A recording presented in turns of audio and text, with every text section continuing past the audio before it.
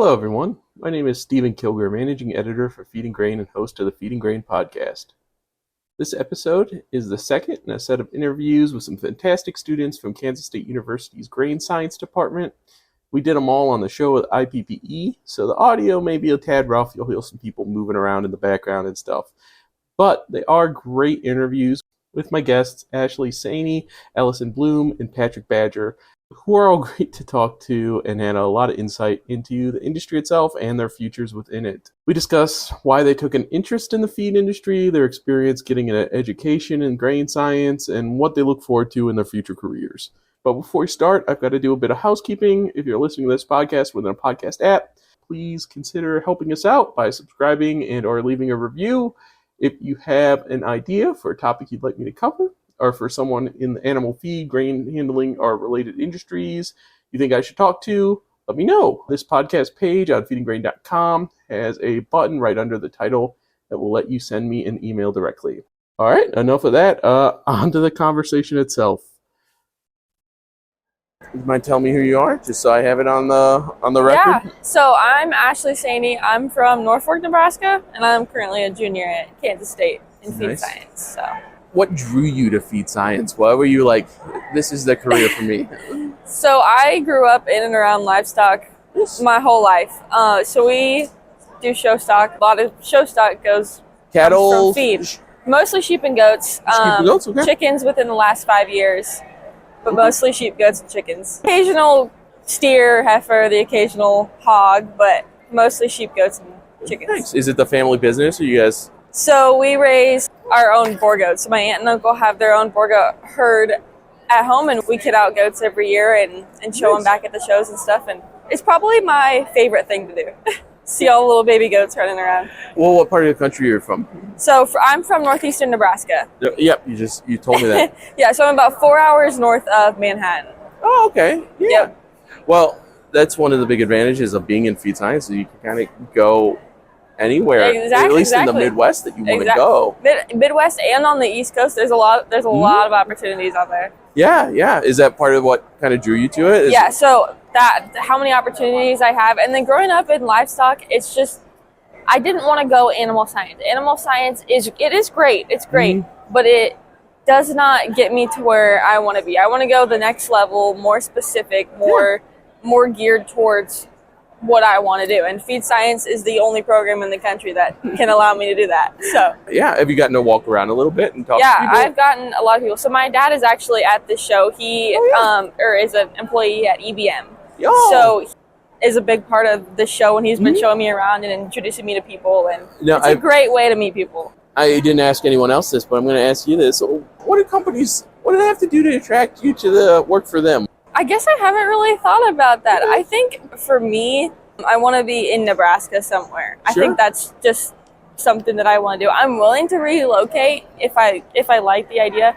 I like to be close to home. I'm a big family person. So being in that 8-hour range of around home would be great for me. I think East Coast is a little bit far, but anywhere in the Midwest I can make what work. But just being an overall good company, being somebody that appreciates their employees and knows that there's a time and a limit between work and home. Sure.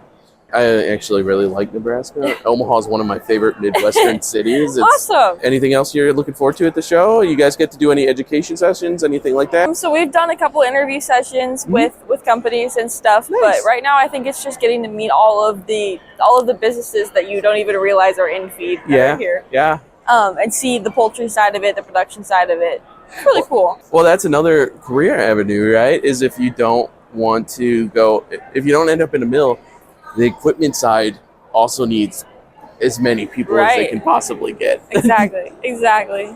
I think there's so many opportunities within feed that there's plenty out there for us. Excellent. Well, see, that's all it is. Yeah. Easy, hopefully. Thank you for talking to me. Yeah, of course. It was nice to meet you. Yeah, very nice meeting you too.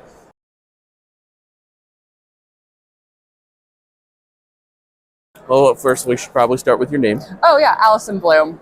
Alison, very nice to meet you. Yep. Thank you for talking to me today. Yeah, absolutely. You're going for your PhD now. Yep. What's it going to be in? So mine's a little bit different than people in our group typically. So I'm looking at how we're doing production planning based off of the feed orders coming in, and then trying to tie that to feed deliveries going out the door, and how we're routing trucks and trying to improve the throughput through the mill with that space. See, now you're talking my language, because now we're getting into article territory. What's your career goal? Do you want to go in academia? Do you want to do the research side of things? Are you planning on going into the nuts and bolts industry? What are you thinking? Yeah, so I really like being in industry. Mm-hmm. I like playing with big data sets, and trying to take the information and the things we're tracking already. Everything in the mill is automated at this point, so there's a lot of data points we can use, and that's not always being utilized to the fullest capacity. So trying to find a way to take that information and actually make it useful is really fun for me. And a very emerging thing in the feed industry it's how we're going to make our profits in the future, right? Exactly. Because everything's getting tighter, everything's a little closer, commodities are up, people want to pay less for feed, so that's where the money is. Yep, yeah. So I like the feed mill side, and my background's been in swine barns, I've been in labs for a couple years, now in feed mills, so I like being able to kind of work between all of those spaces and see how that information connects to each other. What made you decide that feed science was for you? So my path has not exactly been linear. I mentioned that I've been in swine barns. So growing up, we had a swine finishing barn that my family would manage. And so I had that background, and then decided I wanted to do more like genetics and microbiology and science, and realized that I maybe wanted to do a pathology vet school route. And after working for a couple years, kind of realized that's not what I actually wanted to do. And so I was looking at programs to come back to school, and I really liked the swine side again, and I had found that passion. And so I was talking to a swine nutritionist, and it just so happened he told me, look at K-State. I talked to their program, and it kind of all worked out that my background matched really well with what some of Dr. Polk had been doing with feed safety. So I fell into feed science without knowing what it was. And then after being in it and doing my master's, I really saw the need and the ability to kind of expand. And I learned that I really liked data, and I like trying to make sense of it. So I saw a use for that and a need for that in the industry. And I had fallen in love with being in the mill and the people who manage and operate, and even the feed delivery drivers. I enjoy working with and talking to and learning what they know and what they've accumulated over the years, and trying to find a way to preserve that knowledge, I think, is really important too. Yeah, definitely. Have you gotten to talk to some of the data guys here at the show? Yeah, I've talked to quite a few people. I've talked to some of the trailer guys as well, and what systems they have on their trailers, and how they're able to track feed and what bin exactly they're dropping it into or not, and some of the control systems. And yeah, it's been very fun. Yeah. Well, I've been in covering the industry for about 8 years now, and even in that 8-year span, all of that stuff has advanced so much. Yeah. You could argue that we were a bit behind for a while, but we're catching up slowly but surely. So that's really cool to hear. You'll be hopefully talking to people like me a lot. I'm happy to talk about what I do. I think it's really fun, so I like sharing it with other people and seeing what their experiences are and their view on the industry, because academia, we can come up with some really cool ideas and fun things to do, but it's only as useful as the people who would be implementing it. So seeing what the industry needs and what they maybe are already doing that we're not aware of, or what we have thought up that might be helpful, and they maybe give us a reality check sometimes of, that's a really cool idea, but here's reality in our system. So trying to make it actually useful. So in the future, what do you think will attract you to a company? Say you can work anywhere in the world. What are the things that you want for the company that you work for? That's a very good question. ideas, but they're not fully fleshed out just because I still am very early in my PhD program. I like companies that kind of are able to run the span of having really high-level conversations in the boardroom and in leadership of here's our metrics or what we're trying to do and here's how we think we can achieve that, but also have that buy-in and that relationship with their operators and their mill managers and their growers or producers and the people who are probably going to be the ones implementing those changes or doing some of that extra work maybe that is required, and being able to go to them and explain this is what we're trying to do. If we're adding something to their day or adding something to their checklist, being able to explain why we're doing that and how it benefits them and benefits the company, and instead of just kind of passing down from leadership of this is what we're doing. I really like having a company where I can kind of run between those levels. And yeah, you want to be involved and on level. You don't want to be locked in a cubicle somewhere doing. Exactly. And I've seen the challenges that happen when your teams aren't able to communicate with each other. Like even at K-State, just between our grad student research and trying to get our undergrad help lined up, no matter the size, there's always communication challenges. But I think when you know people and know them on a personal level, you're more likely to get the benefit of the doubt and have people ask you questions instead of digging in their heels. Yeah, definitely. I mean, and that's a big, I mean, it's not a huge problem, but it happens, right? Because people are on such different levels. I have the rare opportunity to get to talk to people at kind of every level of these companies, and it's an issue, especially when you're sitting there in the feed mill and you are the one dumping the bags into the micro ingredient machine and stuff like that. Yeah. Those little knowing why you're doing what you're doing is really helpful. So yeah, and that's something I'm really grateful for. I've had, just with my background, I've been able to kind of see how a lot of steps in the process work. Yeah. So it helps me. I feel like I can bring things to the table and explain, like, that's a really cool idea, but here's what the people in that area are actually going to have to do to achieve it. The practical effects. Exactly, yeah. How the practicality of it. And I don't know everything, and I hope I never claim to, but it's fun to have that mixture. Excellent. Well, that's it. Hi, how are you? Good. How are you doing? I'm doing all right. I'm Patrick Badger. Patrick, very nice to meet you. Nice to meet you. Patrick, what made you decide feed science? That's for me. So it was a little bit different. I'm from Southern Indiana.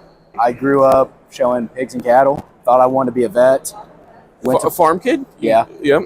So I went to Purdue for my undergraduate, started in pre-vet, decided that was probably not the route I wanted to pursue, but I stuck with the animal sciences. And went my junior year, I started getting into nutrition. Okay. Took quite a few nutrition classes in undergrad. Really enjoyed that.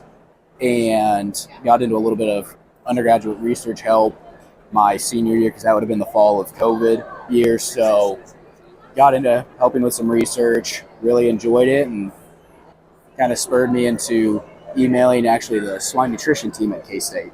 Nice. And they thought, based on what I was wanting to do, because I wanted to have some feed mill experience, because I think that'd be important to tie in with the nutrition background.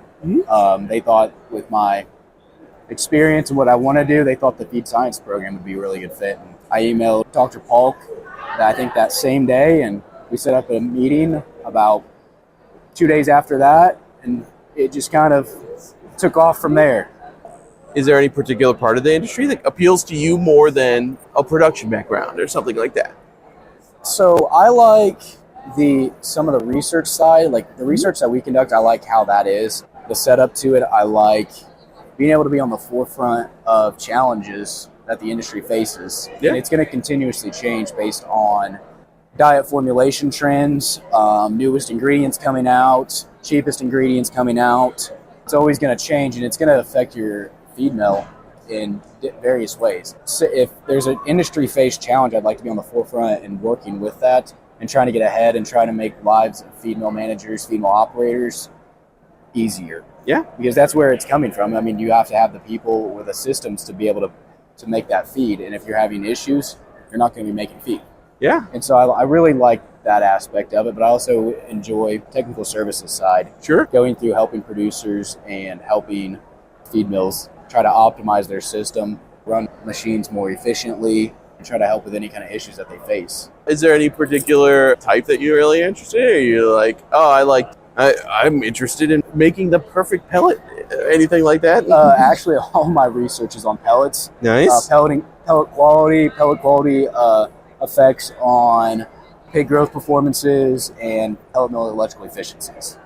Then this is perfect, right? Is this your first show?